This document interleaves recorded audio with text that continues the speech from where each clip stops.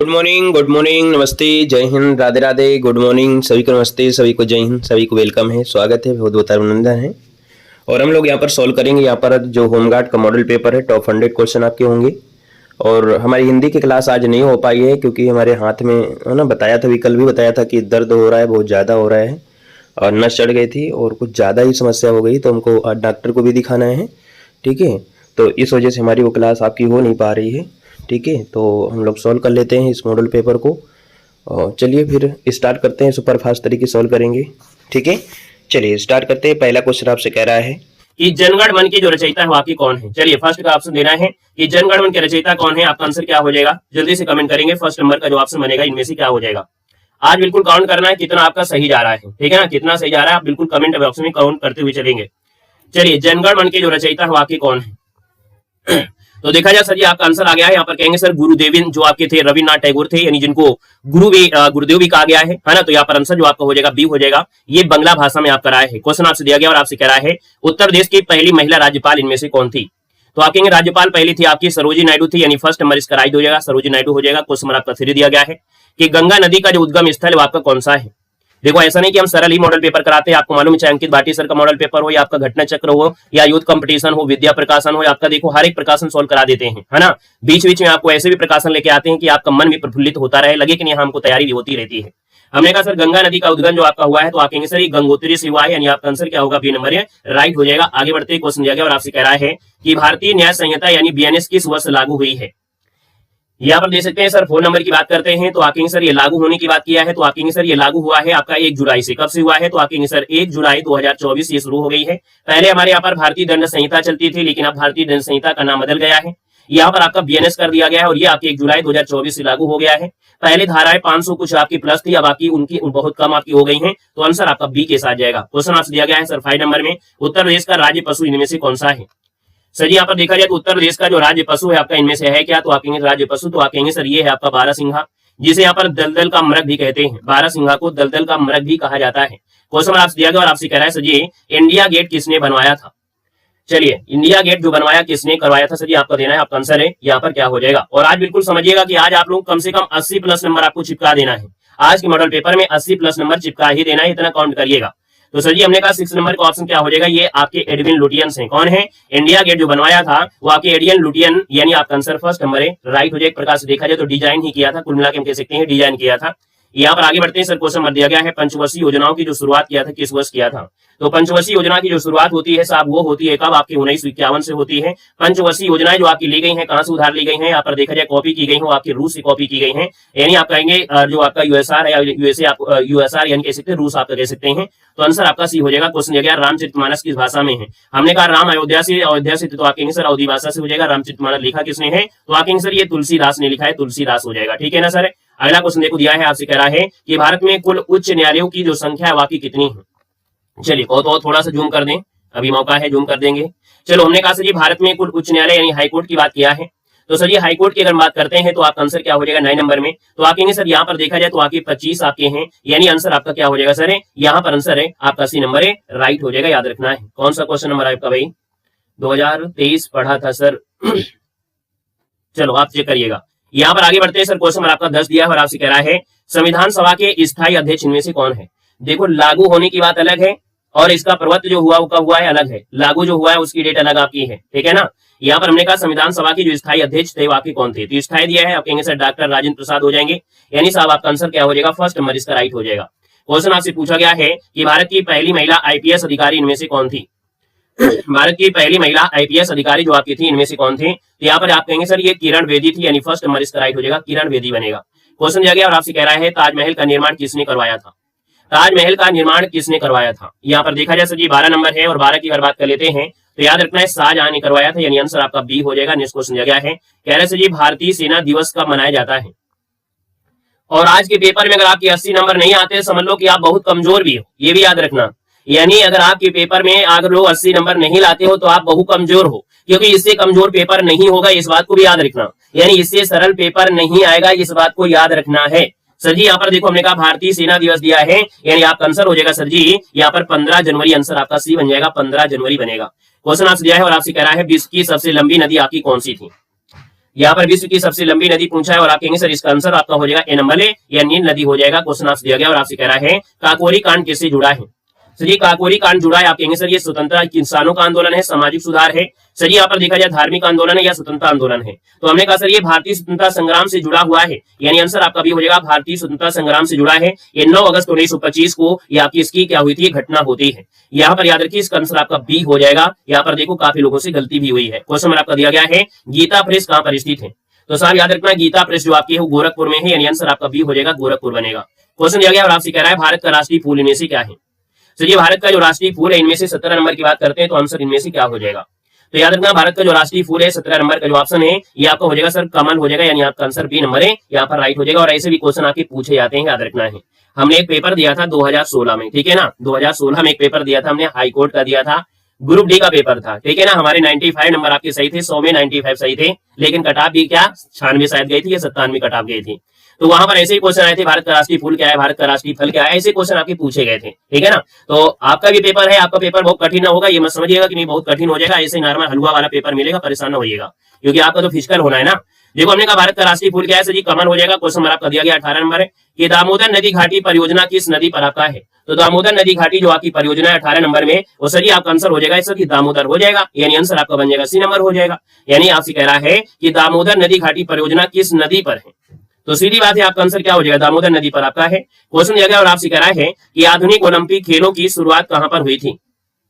तो आधुनिक ओलंपिक खेल है इनकी जो शुरुआत होती है वो सभी आपकी ग्रीस यानी एथेंस से हुई थी। ग्रीस यानी एथेंस, यानी आंसर आपका बी नंबर है, राइट हो जाएगा। सर जी कब हुई थी? तो 1896 से इसकी शुरुआत हुई थी। क्वेश्चन नंबर आपका दिया है 20 नंबर और आपसे कह रहा है उत्तर प्रदेश का जो सबसे बड़ा जिला है वो आपका क्षेत्रफल में कौन सा है? तो यूपी में आप कहेंगे सर ये लखीमपुर खीरी, यानी आपका आंसर सर जी फर्स्ट हो जाएगा। क्वेश्चन दिया गया है थार मरुस्थल कहां पर है?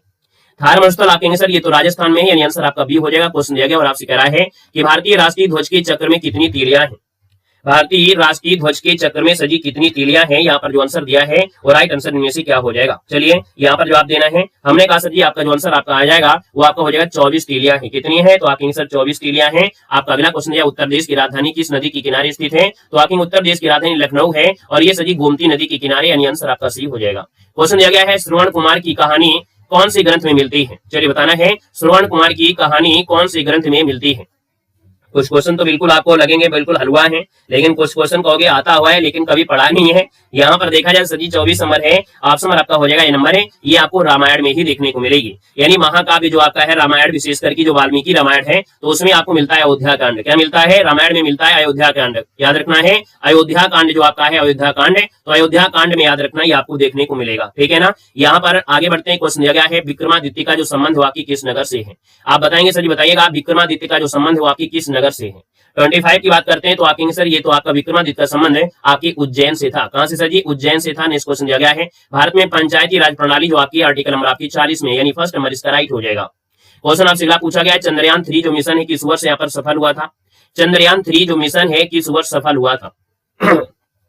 तो सर जी हमने कहा सर 27 नंबर दिया और 27 की अगर बात कर लेते हैं तो आपका आंसर हो जाएगा 2023 में। आपको याद होगा 23 अगस्त का वो दिन था, है ना, 23 अगस्त का वो दिन था सर जी, याद रखना है 2023 की बात है, 23 अगस्त भी था।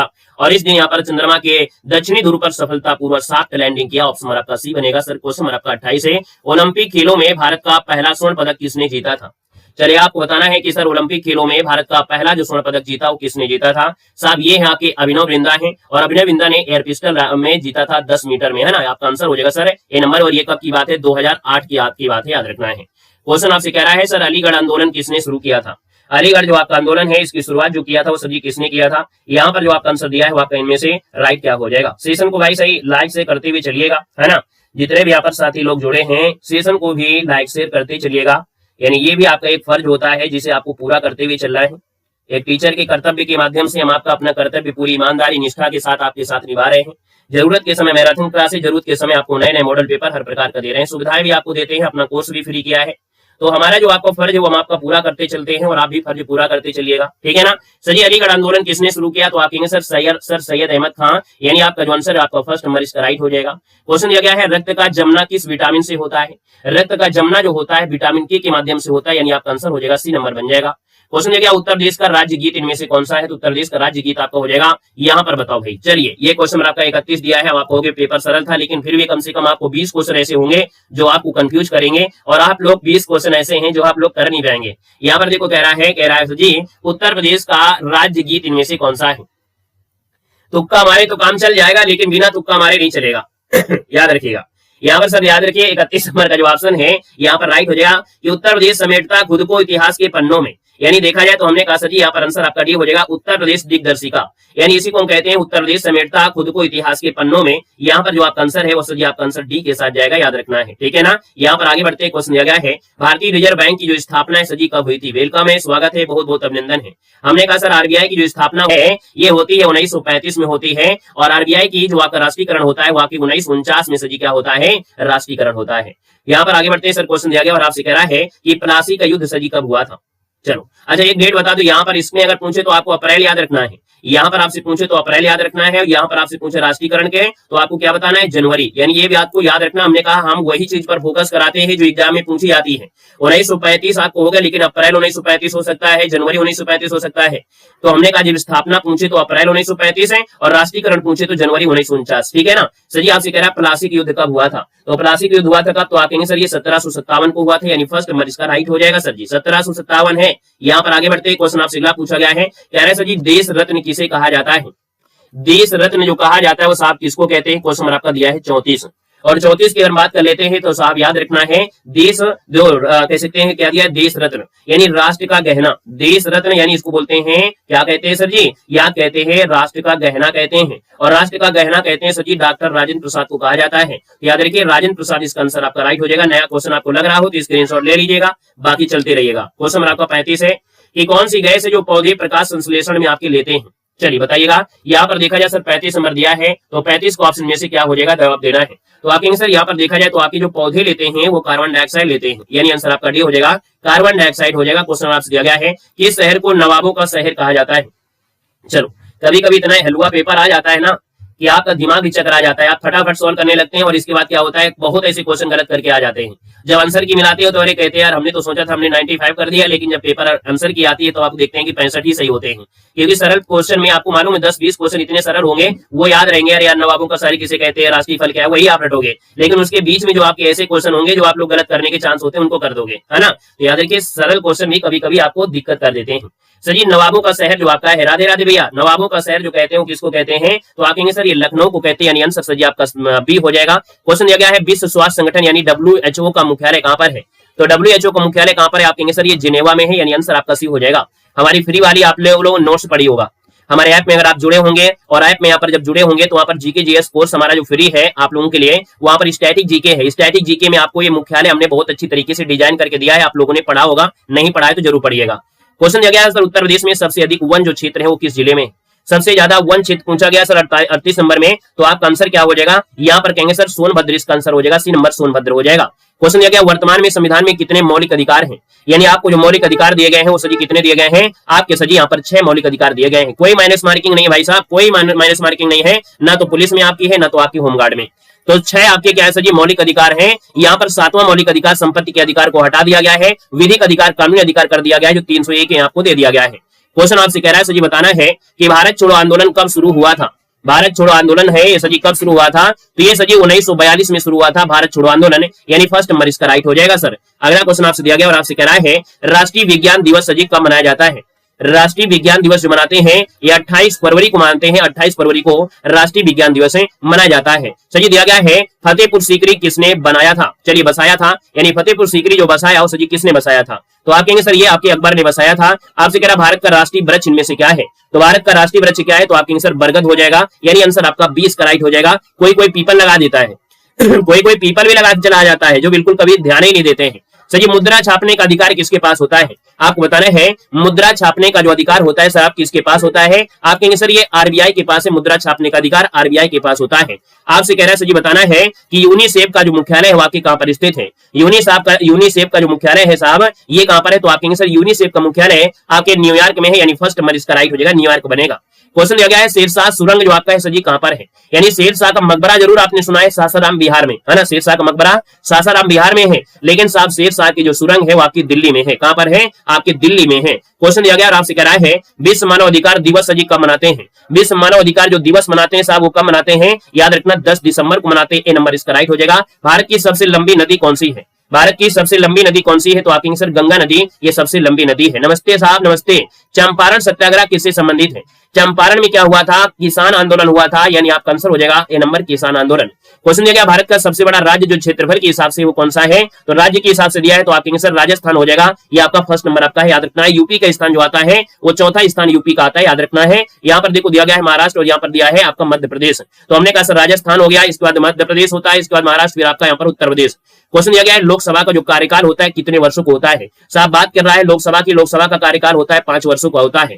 कह रहे सर मोहनजोदड़ो किस नदी के किनारे आपके स्थित है? मोहनजोदड़ो जो आपका दिया है वो सभी किस नदी के किनारे आपका बसा है? यहाँ पर अगर हम बात करते हैं तो आपके आंसर 52 नंबर का जो ऑप्शन दिया है वो आपका सिंधु नदी किनारे, आपका आंसर बी हो जाएगा। भारत का राष्ट्रीय कैलेंडर सजी कौन सा है? भारत का जो राष्ट्रीय कैलेंडर है साहब इनमें से कौन है? तो भारत का राष्ट्रीय कैलेंडर आपका शक संवत आपका है, यानी आंसर आपका बी हो जाएगा। क्वेश्चन आपसे दिया गया है। जय श्री राम। कह रहा भारतीय मिसाइल मैन सजी कहा जाता है, तो आप बताएंगे सर ये भारतीय मिसाइल मैन जो कहा जाता है वो किसको कहा जाता है? आप कहेंगे सर 54 नंबर का ऑप्शन सी हो जाएगा। एपीजे अब्दुल कलाम को भारत का मिसाइल मैन की संज्ञा दी गई है, यहाँ पर आंसर सजी आपका सी हो जाएगा। नमस्ते। अगला क्वेश्चन आपका दिया है 55 नंबर में, दही जमने में से कौन सी प्रक्रिया होती है? यानी जब दही जमता है, और दही जमता है तो याद रखना इसमें प्रक्रिया कौन सी होती है? तो आप कहेंगे सर दही जमने में जो प्रक्रिया होती है उस प्रक्रिया कौन कहते हैं? किण्वन। क्या बोलते हैं? किण्वन कहते हैं। और ये प्रक्रिया होती है लैक्टिक, यानी इसमें जो आपकी जीवाणु होती है लैक्टिक होते हैं। आंसर आपका सर बी के साथ जाएगा। क्वेश्चन दिया गया है उत्तर प्रदेश की पहली महिला मुख्यमंत्री इनमें से कौन थी? उत्तर प्रदेश की पहली महिला मुख्यमंत्री साहब इनमें से कौन थी? 56 नंबर में। तो आप कहेंगे सर इसका आंसर आपका हो जाएगा सुचेता कृपलानी उत्तर प्रदेश की पहली महिला मुख्यमंत्री थी।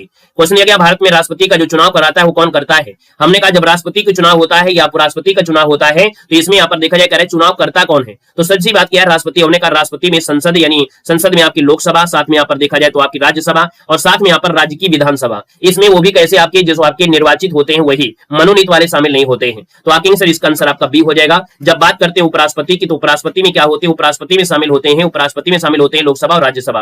क्वेश्चन कह रहा है भारत में रेलवे की शुरुआत सजी किस वर्ष होती है?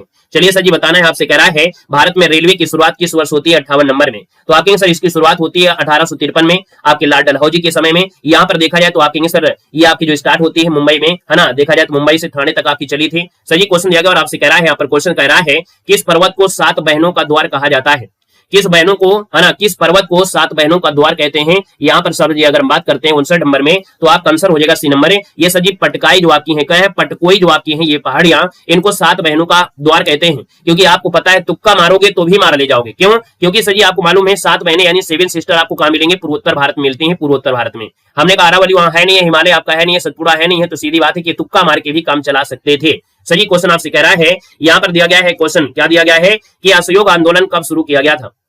चलिए कह रहा है असहयोग आंदोलन जो आपका है इसकी शुरुआत से जो होती है 1920 में, यानी आंसर आपका बी हो जाएगा सर 1920 में। यहाँ पर गांधी जी के द्वारा यहाँ पर शुरुआत होती है 1 अगस्त 1920 को शुरुआत होती है। ठीक है ना। आगे बढ़ते क्वेश्चन दिया गया और आपसे कह रहा है ओजोन किस प्रकार का गैस समूह है? यानी ओजोन जो आपका है इसको हम किस में रखेंगे? तो हमने कहा ओजोन जो आपका होता है इसका सूत्र होता है O3। याद रखना ये आपका है त्रिपरमाणु गैस आपकी है, यानी इसमें ऑक्सीजन के 3 अणु होते हैं। और हमने आपको ये भी बताया है कि ओजोन गैस जो होती है कार्बन डाइऑक्साइड या एक प्रकार से कह सकते हैं ग्लोबल वार्मिंग के लिए ये भी शामिल होती है, ग्लोबल वार्मिंग में ये भी होती है। ठीक है ना। जैसे आपकी कार्बन डाइऑक्साइड, मीथेन, ओजोन, जलवाष्प ये आपके क्या होते हैं? ये आपके कह सकते हैं ग्लोबल वार्मिंग वाले आपकी है गैसें हैं। क्वेश्चन आपसे सजी कह रहा है कि विश्व वन दिवस कब मनाया जाता है? विश्व वन दिवस जो मनाते हैं साहब कब मनाते हैं? तो आप कहेंगे सर ये 21 मार्च को मनाते हैं। विश्व वन दिवस 21 मार्च को मनाते हैं। संयुक्त राष्ट्र ने 2012 को ही घोषणा किया था। यहाँ पर दिया है सर जी आपसे कह रहा है चीनी की बगीचा किसे कहा गया है? नमस्ते भैया, राधे राधे, गुड मॉर्निंग, स्वागत है। हमने कहा चीनी का बगीचा जो कहते हैं सर जी किसको कहा गया है? बताइएगा चीनी का बगीचा किसे कहा गया है? यहाँ पर कौन सा देश है जिसे चीनी का बगीचा के नाम से जानते हैं? तो 63 की बात करते हैं सर जी, याद रखना ये आपका कौन है? क्यूबा है। कौन है? क्यूबा। यानी चीनी का बगीचा जो कहा जाता है या चीनी का कटोरा कहा जाता है वो क्यूबा को कहते हैं। यानी दुनिया में सबसे बड़े चीनी उत्पादक में से और गन्ने के बड़े पैमाने उत्पादन जो होता है ये है क्यूबा आपका हो जाएगा। याद रखना क्यूबा आपका बनेगा। क्लियर हो गया है। यहाँ पर एक क्वेश्चन आपको बता देते हैं कि चावल के मामले में आपका भारत फर्स्ट नंबर आपका हो गया है, यानी चीन को पीछे छोड़ दिया है। ठीक है, चीन को पीछे छोड़ दिया है। चावल के मामले में आपका भारत पहले नंबर हो गया है। सही क्वेश्चन आपसे कह रहा है भारत में संसद कितने सदनों से मिलकर बनी होती है? यहाँ पर 64 की बात करते हैं तो आप कहेंगे सर ये आपके 2 सदनों से होती है। हमने कहा भारत में संसद कितने सदनों से दिया गया है? यानी सदनों से दिया है। बात को समझिएगा, हमने कहा पेपर में आपको लगेगा बहुत जल्दी जल्दी यहाँ पर हलवा है, लेकिन बाद में पेपर देके जब आओगे तो आपसे गलती होगी, क्योंकि आप लोग 3 लगा के आओगे। हमने कहा अगर पूछा जाए कि संसद कितने सदनों से मिलकर बनती है, यानी संसद बनती है, तब हम बोल देते हैं लोकसभा, राज्यसभा और राष्ट्रपति। लेकिन कह रहा है संसद कितने सदनों से, तो सदन तो 2 ही है ना, सदन तो 2 ही सदन है ना, लोकसभा और राज्यसभा, यानी आंसर आपका बी हो जाएगा। क्वेश्चन दिया गया है वेदों की भाषा इनमें से कौन सी है, यानी जो आपके वेद लिखे गए हैं ये शुद्ध संस्कृत में लिखे गए हैं, यानी आप कहेंगे सर इसका आंसर बी हो जाएगा। वेदों की भाषा है वो आपकी शुद्ध संस्कृत आपकी है। संस्कृत भी 2 प्रकार की होती थी, एक लौकिक संस्कृत जो आसान होती थी, और ये जो आपकी वैदिक संस्कृत थी, इससे आपके वेद लिखे गए हैं। क्वेश्चन कह रहा है सर जी बताना है भारत का जो राष्ट्रीय जलीय जीव है इनमें से कौन है। भारत का राष्ट्रीय जलीय जीव जो आपका सजी है यहाँ पर गंगा डॉल्फिन होगा, यानी आंसर आपका बी राइट हो जाएगा। सर क्वेश्चन दिया गया है और आपसे कह रहा है भारत में योजना आयोग की जगह किसने ले लिया है। तो साहब याद रखना, योजना आयोग जो आपका 1950 में बना था, एक प्रकार से देखा जाए ये आपकी कह सकते हैं योजना आयोग की जगह जो आ गया वो कौन आ गया, नीति आयोग आ गया। तो यहाँ पर देखा जाए सजी जगह ले लिया है किसने, नीति आयोग ले लिया है। क्वेश्चन आपसे दिया है और आपसे कह रहा है कि नारियल उत्पादन में वर्तमान में कौन सा राज्य आगे है, यानी सर जी 68 की अगर बात करते हैं तो वर्तमान में देखा जाए तो आपका नारियल उत्पादन में अग्रणी राज्य में से जो आपका है वो सर जी कर्नाटक आपका है, यानी यहाँ पर देखा जाए आपका आंसर क्या हो जाएगा सर 68 नंबर में 68 का ऑप्शन आपका बी हो जाएगा। सर कर्नाटक वर्तमान में फर्स्ट हो गया है, पहले आपका केरल होता था, लेकिन वर्तमान हमने कहा है सर जी वर्तमान, और हमने कहा हम अपडेट करके ही आपको चलेंगे। वर्तमान लगा देता है तो कर्नाटक आपको लगाना है, वैसे तो नारियल आपको हमेशा केरल में ही आपको देखने को मिलेंगे, लेकिन अगर वर्तमान लगा देता है तो कर्नाटक आपको देना है, इस बात को याद रखना है। अगर वैसे अगर वर्तमान नहीं देता है तो आपको केरल लगा देना, कोई दिक्कत नहीं होगी। लेकिन ये डाटा जो आपका हाल ही में आपका है, यानी 2023-24 का डाटा है, 2023 और 24 का ये डाटा कहता है कि केरल को पछाड़कर कर्नाटक पहले स्थान पर पहुंच गया है। क्लियर है सर। क्वेश्चन आपसे दिया गया और आपसे कह रहा है सत्यमेव जयते किस उपनिषद से लिया गया है। तो साहब याद रखना है सत्यमेव जयते जो आपका है मुंडक उपनिषद से लिया है, यानी साहब आपका आंसर बी हो जाएगा, मुंडक उपनिषद इसका आंसर है राइट हो जाएगा। सत्यमेव जयते यानी सत्य की ही विजय होती है। यहाँ पर सर आगे बढ़ते हैं, क्वेश्चन आपसे दिया गया है और आपसे कह रहा है लौह पुरुष किसे कहा जाता है। यहाँ पर देखिए हमने कहा सर लौह पुरुष जो कहते हैं वो किसको कहते हैं, आप कहेंगे सर ये सरदार वल्लभ भाई पटेल को कहते हैं, यानी आंसर आपका बी हो जाएगा। क्वेश्चन दिया गया है भारत का सबसे बड़ा मंदिर समूह कौन सा है, बताइएगा कि भारत का सबसे बड़ा मंदिर समूह कौन सा है।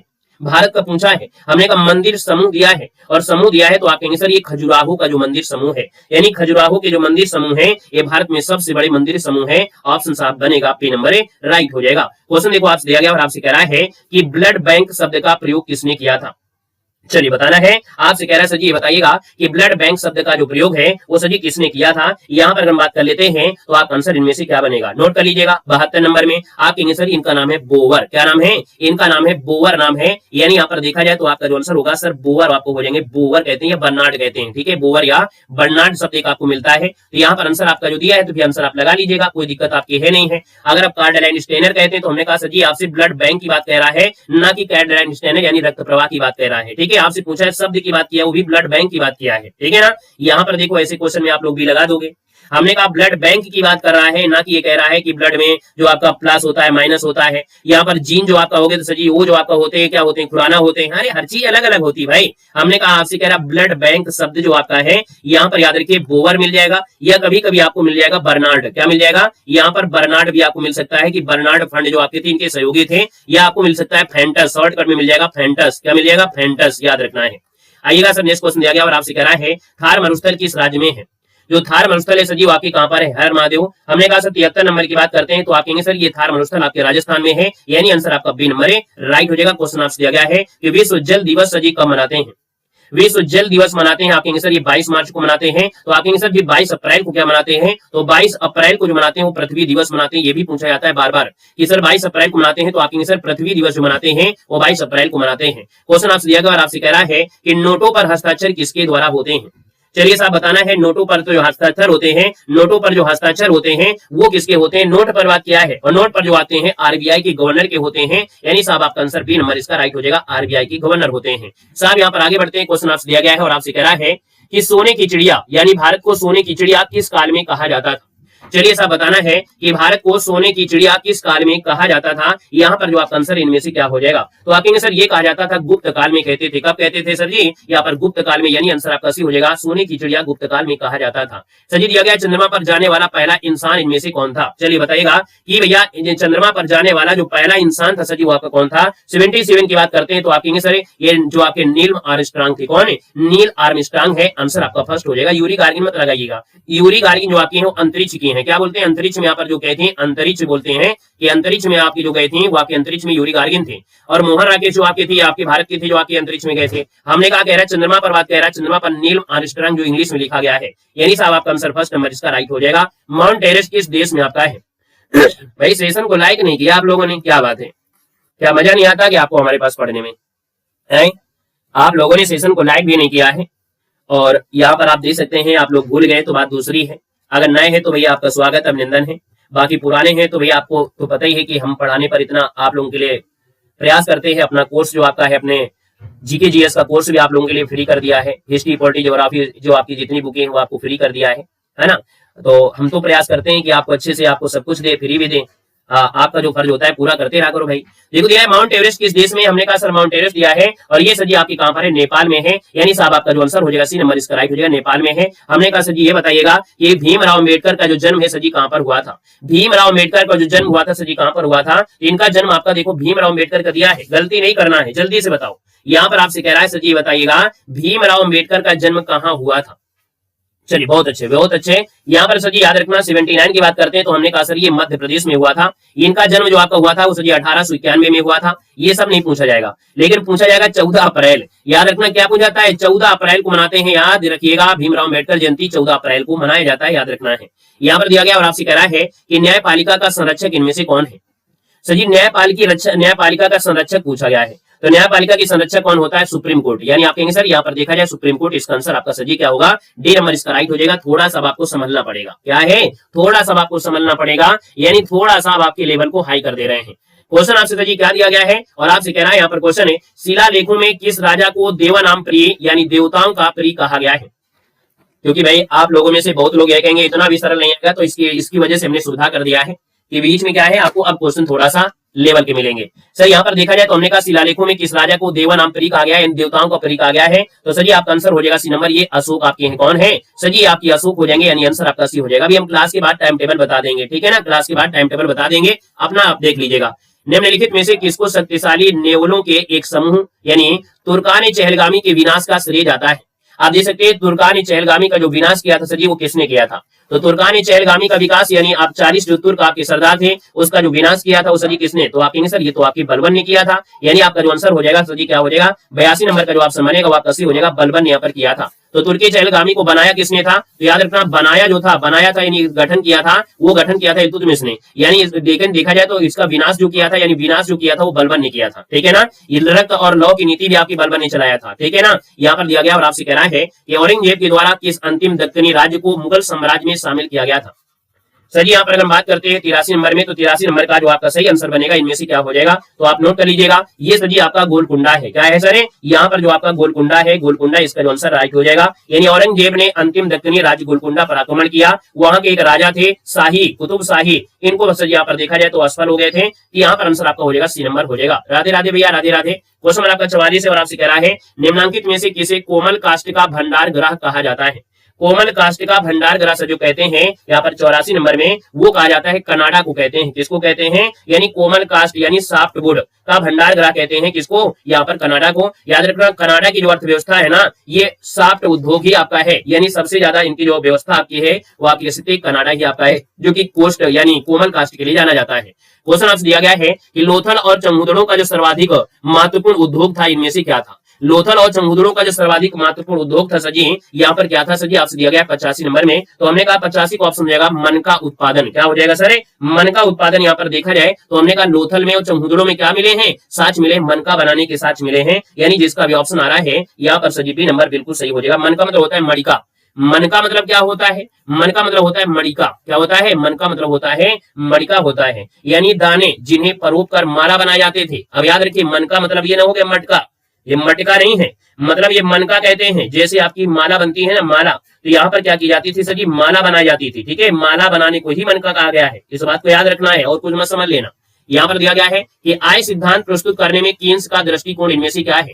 यानी आय सिद्धांत प्रस्तुत करने में कीन्स का जो दृष्टिकोण है इनमें से क्या है? तो 86 नंबर एक बिल्कुल नया आपको मिला होगा। हमने कहा सर जी इसका आंसर आपको हो जाएगा तुलनात्मक स्थैतिक है। यानी हमने कहा सर जी कि जो आय सिद्धांत है इसको प्रस्तुत किया था कीन्स ने, और इन्होंने कहा था तुलनात्मक स्थैतिक, यानी एक संतुलन स्थिति में दूसरे संतुलन स्थिति में परिवर्तन होता है। तो इसका जो आपका आंसर वो आपका बी इसका राइट हो जाएगा। नया क्वेश्चन नोट करिएगा। सर जी कह रहा है 13वीं शताब्दी में राजस्थान के माउंट आबू में प्रसिद्ध दिलवाड़ा का जो मंदिर है किसने बनवाया था? तो दिलवाड़ा का जो मंदिर बनवाया साहब इनमें से किसने बनवाया था? तो आपके आंसर दिलवाड़ा का मंदिर है ये बनवाया था तेजपाल ने। हमने आपको बताया था बिमल शाह के सामंत, और बिमल शाह के जो सामंत है ना वही आपके हैं तेजपाल आपके हैं। इसको इसके पहले भी आपको हमने बता दिया है, याद रखना है, ठीक है ना। और ये मंदिर जो आपके हैं जैन समूह से रिलेटेड है। क्वेश्चन दिया गया और आपसे कह रहा है कि सुविख्यात सूर्य मंदिर निम्नलिखित में से किस स्थान पर है? चलिए यहाँ पर बताना है जो सर जी आपका सूर्य मंदिर है आपके कहां पर है। हमें लगता है कि इस क्वेश्चन का जवाब आप सभी से उम्मीद रखते हैं कि आप सभी लोग इस क्वेश्चन का जवाब दे सकते हैं ना। तो आप कहेंगे सर सूर्य मंदिर दिया है और सूर्य मंदिर की बात करते हैं तो आपका जो आंसर बनेगा इनमें से राइट क्या हो सकता है? जल्दी से बताइए, सबकी कमेंट हम देख रहे हैं, सबकी कमेंट इस क्वेश्चन में आना चाहिए। चलो जी यहाँ पर देखा जाए तो आपका सही जवाब क्या हो जाएगा? चलिए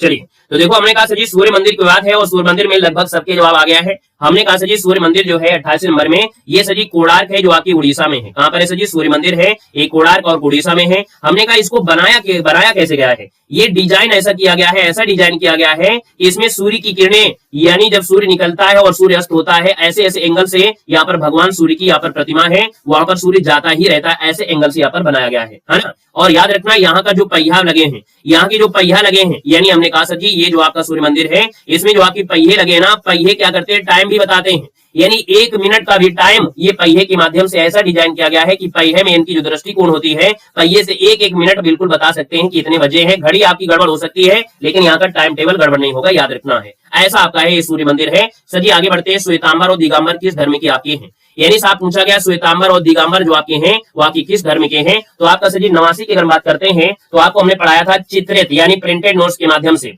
माध्यम से ये जैन धर्म आपका है जो श्वेतांबर और दिगंबर में थे। ऑप्शन आपका सर जी बी हो जाएगा। क्वेश्चन आपसे दिया गया और आपसे कह रहा है अंतरिक्ष में भेजा गया भारत का पहला उपग्रह इनमें से कौन था? अंतरिक्ष में भेजा गया पहला उपग्रह इनमें से कौन था? 90 नंबर में। तो आप कहेंगे सर ये है आपका आर्यभट्ट है। क्या है सर जी? यहाँ पर आर्यभट्ट जिसको ऑप्शन आ रहा है इसी नंबर है, बिल्कुल सही जगह आर्यभट्ट का भेजा गया था। तो हमने कहा सर जी 1975 में भेजा गया था। लेकिन अगर आपसे डेट पूछ ले तो डेट कैसे याद रखोगे? ये बताओ डेट कैसे याद करोगे? तो हमने कहा जब भी शुरुआत होती है अप्रैल से शुरुआत होती है, कोई भी कार्य हम करते हैं अप्रैल से होता है। लेकिन सर जी बात कब है? 19वीं में है तो 19वीं तो आप 19 लगा दीजिए, यानी 19 अप्रैल 1975 को अंतरिक्ष में भेजा गया भारत का प्रथम उपग्रह था जिसका नाम था सर जी क्या था? आर्यभट्ट था। याद रखना आर्यभट्ट का आपका इसका आंसर है राइट हो जाएगा। क्लियर हो गया है। और ये कहां से भेजा गया था? रूस से भेजा गया था। कहां से? ये रूस से भेजा गया था, रूस से भेजा गया था। ठीक है, रूस का जो एक है वहां से भेजा गया था, रूस के प्रक्षेपण केंद्र से। नमस्ते, जय हिंद, राधे राधे। क्वेश्चन आपसे दिया गया है कि राजेंद्र चोल ने किस पाल नरेश को पराजित किया था? राजेंद्र चोल ने किस पाल नरेश को सजी पराजित किया? तो 91 का ऑप्शन क्या हो जाएगा? महिपाल प्रथम को किया था। किसको किया था? महिपाल प्रथम को किया था। यानी आपका आंसर अगर आ रहा है सजी क्या यहाँ पर 91 में आपका कौन सा ए नंबर है? तो जवाब सजी क्या हो जाएगा? महिपाल आपका हो गया ना। यानी 91 का ऑप्शन डी राजेंद्र चोल प्रथम एक प्रतापी चोल शासक थे, यानी बिहार बंगाल में जो पाल वंश के राजा थे महिपाल, इनको पराजित किया था, यानी प्रथम इनको थे जो पराजित कर दिया था। क्वेश्चन आपसे दिया है और आपसे कह रहा है कि लेनिन ग्रांड पत्तन निम्नलिखित में से कहां पर स्थित है? तो आपने यहाँ पर पढ़ा होगा लेनिन ग्रांड पत्तन, आज नहीं बहुत पहले पढ़ा होगा। ये सब्जी जो आपका है वो रूस में है। लेनिन ग्रांड जो पत्तन है ये सेंट पीटर्सबर्ग यानी मॉस्को के बाद रूस का दूसरा सबसे बड़ा आबादी वाला नगर भी है। और याद रखना है ये जो आपका पीटर महान थे राजा, यानी रूस के एक राजा थे पीटर महान, उन्हीं के नाम पर रख गया। आपका आंसर बी हो जाएगा, याद रखना है। चलिए वेलकम है, स्वागत है। जब जागो तभी उजेला है, यहाँ पर आंखें खोलो तभी आपका गुड मॉर्निंग है। सर क्वेश्चन नंबर आपका 93 और आपसे कह रहा है कि मांग वक्र में ऋणात्मक ढाल क्यों होता है? तो देखो यहाँ पर दिया गया सर 93 नंबर में। 93 की अगर बात कर लेते हैं तो आपको हमने बताया कह रहा है केवल आय प्रभाव के कारण है या प्रतिस्थापन प्रभाव के कारण। तो देखिए 93 का जो ऑप्शन आपका बनेगा सर जी वो क्या हो जाएगा? यहाँ पर आंसर आपको हो जाएगा सी, केवल आपका सेकंड। हमने कहा केवल आय आ रही है और आय आ रही है तो ये तो बढ़ता जाएगा ना, लेकिन यहाँ पर ऋणात्मक लोच आ रहा है। ऋणात्मक इसलिए आ रहा है क्योंकि प्रतिस्थापन हो रहा है, कभी ऊंचाई कभी नमी, यानी यहाँ पर कह सकते हैं कम ज्यादा जो आपका होता है उच्चावच होता है, उच्चावच की वजह से ही ये ऋणात्मक ढाल आपकी बनेगी। यानी पहले हम यहाँ पर कह सकते हैं इस प्रकार से यहाँ पर इसका नीचे डाउन हो गया, यानी क्या हो गया? केवल सेकंड आपका हो जाएगा। अगर ये आपका केवल आय हो रही है यानी बढ़ रहा है ना, तो हमको क्या करना है सर जी? यहाँ पर आंसर आपका सेकंड है, केवल सेकंड प्रतिस्थापन प्रभाव के कारण है जो मांग वक्र होता है ऋणात्मक ढाल हो जाती है। क्वेश्चन आपसे दिया गया और आपसे कह रहा है कि विधवा पुनर्विवाह एक्ट कब पास हुआ था? सर 95 की अगर बात करते हैं, 94 की बात करते हैं तो आप कहेंगे सर ये 1856 में किया गया था। 1856 में ईश्वर चंद्र विद्यासागर का नाम सुना है ना? ईश्वर चंद्र विद्यासागर के प्रयास से डलहौजी द्वारा हिंदू विधवा पुनर्विवाह अधिनियम पारित हुआ था। याद रखना है, यानी विवाह को वैध घोषित कर दिया गया था, विधवा विवाह को वैध घोषित किया गया था। क्वेश्चन आपसे दिया है और आपसे कह रहा है कि लूट प्रणाली किस देश में अधिक प्रचलित है। चलिए, यहाँ पर डलहौजी कोई बुरा व्यक्ति नहीं था, डलहौजी ये बुरा व्यक्ति नहीं था, लेकिन इसने क्या किया, राज्य हड़प नीति चला दिया, और राज्य हड़प नीति चला दिया, बस वही इसकी सबसे बड़ी दिक्कत थी। बाकी वैसे भारत में रेलवे लाया, बहुत अच्छा काम किया था। यहाँ पर सर आगे बढ़ते हैं, कह रहा है सर जी, कह रहा है लूट प्रणाली किस देश में अधिक प्रचलित है। तो भैया 95 है, 95 को ऑप्शन दे रहे हैं सर जी। का भारत है, भारत नहीं है, याद रखना है। लूट प्रणाली दिया गया है, लूट प्रणाली जब आपका है ना, ये सर जी अमेरिका है। याद रखना है, इसका जो आंसर दिया गया 95 वो क्या हो जाएगा, लूट प्रणाली अमेरिकी राष्ट्रपति एंड्रयू जैक्सन के द्वारा लागू की गई थी। लूट प्रथा का अर्थ होता है जो राजनीतिक दल सत्ता में आता है वो अपने समर्थकों को पद देता है। यानी अब कहेंगे तो वर्तमान में देखा जाए तो आपकी इंडिया में भी आपका लगभग चल रहा है। यानी लूट प्रथा ये हो गया क्योंकि उस समय एक राष्ट्रपति थी और राष्ट्रपति ने क्या किया कि अपने अकॉर्डिंग सभी को यहाँ पर कह सकते हैं चुनाव जीतने के बाद उन्हीं को समर्थन, जितने भी इनके समर्थक थे इनके पद को बढ़ा रहे थे। जैसे आप देखते हैं कि आपके भारत में क्या है, जो संसद आपके हैं, जो संसद आपके हैं, संसद अपने यहाँ पर भारत में मान लो तो अपने यहाँ की संसद है ना, वो वेतन निर्धारण खुद करती है, वेतन निर्धारण खुद करती है। तो यहाँ पर क्या है, 40% बढ़ा लेंगे, 50%, 200% बढ़ा लेते हैं और इनका वेतन कितना हो गया, वही प्रक्रिया आपकी है। तो हम भैया नहीं कह सकते भारत में, क्योंकि यहाँ पर विरोधी बहुत लोग होते हैं। अब हम यहाँ पर सीधी बात है, जब स्टार्टिंग अमेरिका से है तो स्टार्टिंग अमेरिका ही बताइएगा, बाकी भारत बहुत प्यारा देश है, यहाँ पर रहने वाले सभी लोग प्यारे प्यारे हैं। आइएगा सर, क्वेश्चन स्थानीय तथा नव स्थानीय परिवार के रूप में परिवार का वर्गीकरण किसने प्रस्तुत किया था। तो सर यहाँ पर देखा जाए तो आपका 96 है। 96 की बात करते हैं तो ये है AC दुबे। कौन है, AC दुबे हैं। इन्होंने ये आपका परिवार का वर्गीकरण किया, यानी परिवार को वर्गीकरण किया। हमने कहा पितृस्थानीय परिवार मतलब परिवार के सभी सदस्य पिता अथवा पुत्र के निवास स्थान पर रहते हैं। मातृस्थानीय मतलब होता है परिवार के सभी सदस्य माता अथवा स्त्री के निवास स्थान पर रहते हैं।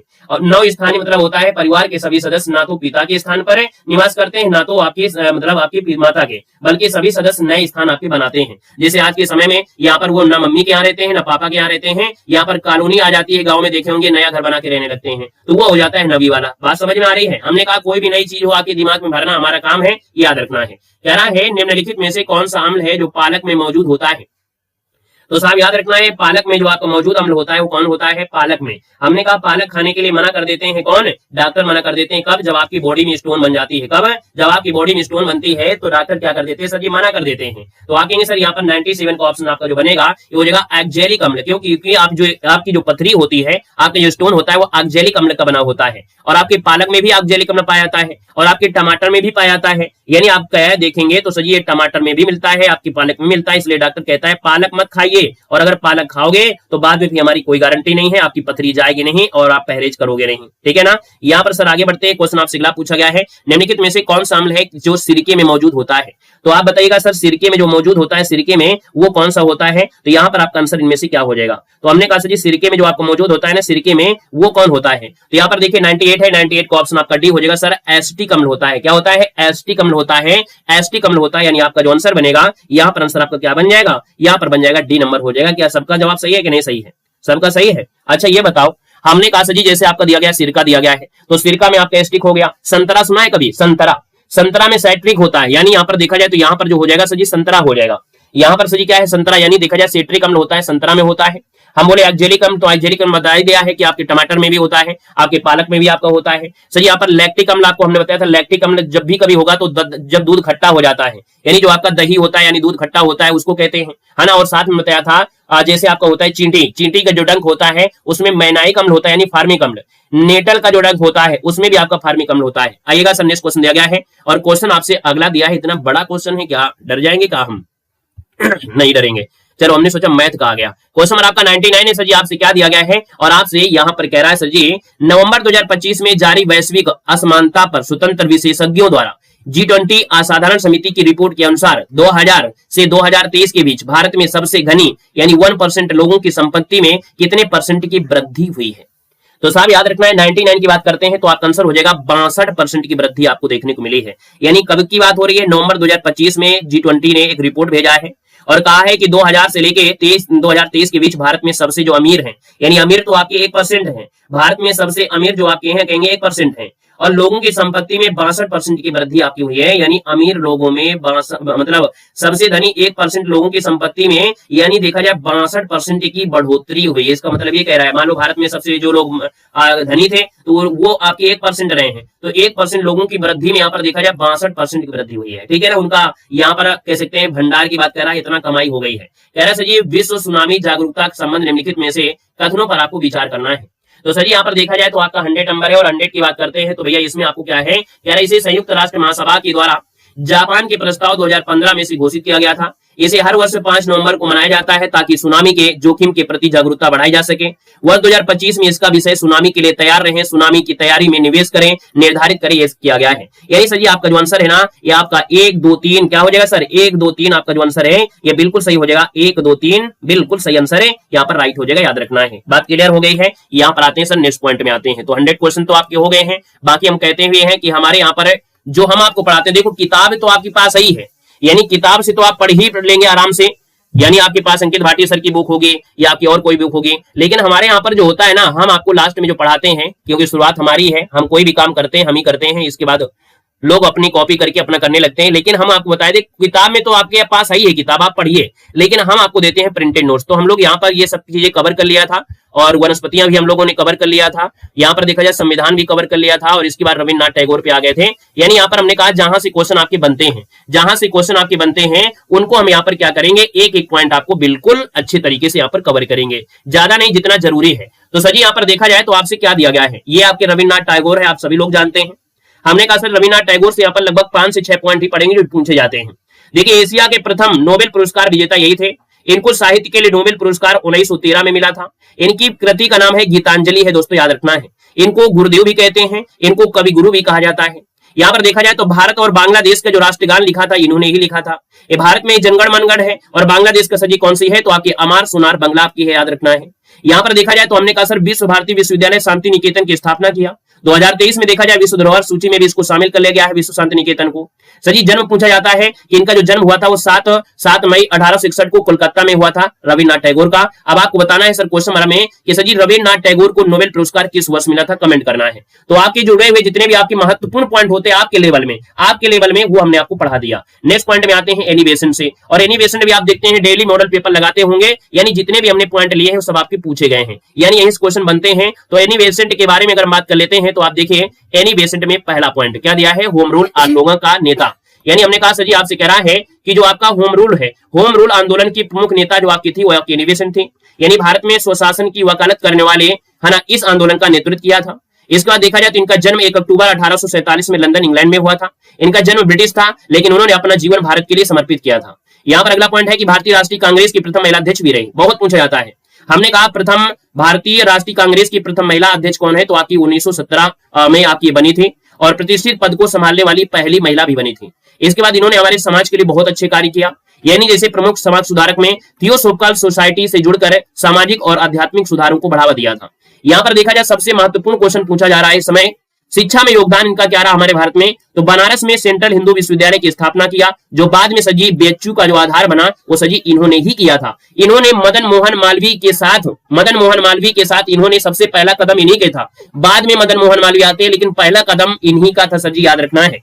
यहाँ पर देखो आपसे क्वेश्चन दिया गया है कि भारतीय राष्ट्रीय कांग्रेस की प्रथम महिला अध्यक्ष कौन थे, आपको कमेंट बॉक्स में कमेंट कर देना है।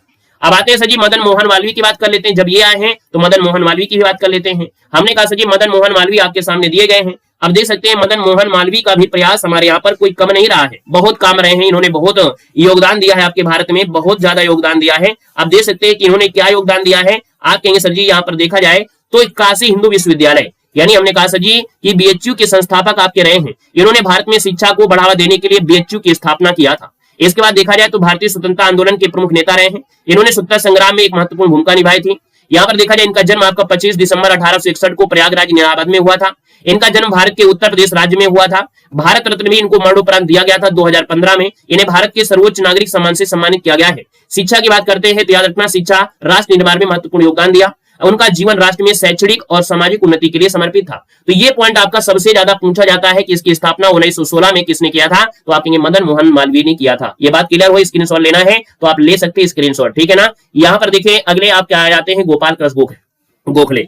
सर जी गोपाल कृष्ण गोखले की अगर बात करते हैं तो इनका हमारे इतिहास में भाई इतना योगदान है, देख सकते हैं कि इनका जन्म पूछा जाए तो आपकी 1866 का हुआ था। कहां पर हुआ था? तो आपके महाराष्ट्र में। मृत्यु जो आपकी हुई थी आपकी 19 फरवरी को हुई थी, आपके 1915 को हुई थी। यहां पर देखा जाए राजनीतिक इनकी पहचान मिलती है, यानी भारतीय राष्ट्रीय कांग्रेस के प्रमुख उदारवादी नेता के रूप में इनकी पहचान होती है। महात्मा गांधी के गुरु, हमने कहा उनके राजनीतिक गुरु माने जाते हैं, यानी इनको राजनीतिक गुरु माना जाता है। इन्होंने गांधी जी को भारतीय राष्ट्रीय और समाज को समझाने के लिए मार्गदर्शन दिया। यानी गांधी जी के गुरु कौन थे? तो यही थे। याद रखना, गांधी जी के जो गुरु हैं वो आपकी यही आपके हैं, गोपाल कृष्ण गोखले। यहाँ पर देखा जाए तो हमने कहा सर जी समकालीन नेता, यानी इनके समकालीन नेता जो आपके थे बाल गंगाधर तिलक के समकालीन नेता थे। जैसे आपके वो चल रहे थे वैसे आपके इधर ये भी आपके रहे हैं। हमने कहा ब्रिटिश परिषद का सदस्य भी बने थे। याद रखिए ब्रिटिश विधान परिषद के सदस्य भी आपके रह चुके हैं यहाँ पर जो आपके गोखले साहब हैं। यहाँ पर देखा जाए तो हमने कहा sir servant of India society यानी 1905 में, तो इनकी स्थापना यानी सर्वेंट ऑफ इंडिया सोसाइटी 1905 में इसकी स्थापना भी किया था। भारतीयों को देश सेवा के लिए प्रशिक्षित करने का उद्देश्य भी इनको दिया गया था। शिक्षा के क्षेत्र में सुधार भी इन्होंने दिया था। ठीक है ना। हमने कहा सर जी यहाँ पर देखो दिया गया है, आपसे कह रहा है sir ji Servant of India Society की स्थापना किसने किया? कमेंट बॉक्स में कमेंट कर दीजिएगा। ठीक है ना। यहाँ पर आते हैं सर रामधारी सिंह दिनकर के बारे में। क्या दिया सर? रामधारी सिंह दिनकर के बारे में यहाँ पर आता है। तो देखो हमने कहा ये सर जी आपके रामधारी सिंह दिनकर है। यहाँ पर देखा जाए तो इनको एक उपाधि दी गई है, राष्ट्र कवि की उपाधि है। आपके पेपर में देखिएगा आपकी रचनाएं दी गई हैं, आपके पेपर में सर जी आपकी रचनाएं दी गई हैं और रचनाओं से क्वेश्चन आपका होता है। तो हमने कहा सर जी रामधारी सिंह दिनकर को राष्ट्र कवि कहा जाता है, इस बात को भी याद रखना है। हमने कहा सर जी यहाँ पर देखो राष्ट्र कवि दिनकर को राष्ट्र कवि उपाधि दी गई है। इनकी कृतियों में रसमरथी, कुरुक्षेत्र, उर्वशी उनकी प्रसिद्ध रचनाएं हैं। इनका जन्म जो आपका पूछा जाता है 23 सितंबर 1908 को, है ना। जन्म कहाँ हुआ था? सिमरिया पड़ता है बेगूसराय जो बिहार में हुआ था। याद रखना इनको ज्ञानपीठ पुरस्कार आपकी 1972 को इनको ज्ञानपीठ पुरस्कार भी दिया गया था। याद रखना है अपने उनकी काव्य थी उर्वशी के लिए दिया गया था। और 5 इनकी बातें में ये ओज रस, 20 रस और राष्ट्र भावना से आपके रहे हैं। क्वेश्चन आपका दिया गया है रसमरथी काव्य के जो रचयिता है वो आपकी कौन? इसका जवाब आपको कमेंट बॉक्स में यहाँ पर कमेंट करके आपको बताना है। बस से हमारी ये क्लास आपकी कंप्लीट होती है, क्योंकि टॉप 100 क्वेश्चन आपके रहे हैं। और हमारी हिंदी की क्लास नहीं हो पाई है क्योंकि हमारे हाथ में दर्द बहुत ज़्यादा है और जो नस चढ़ गई थी कल वो सही नहीं हुई है, तो हमको डॉक्टर को भी दिखाना है।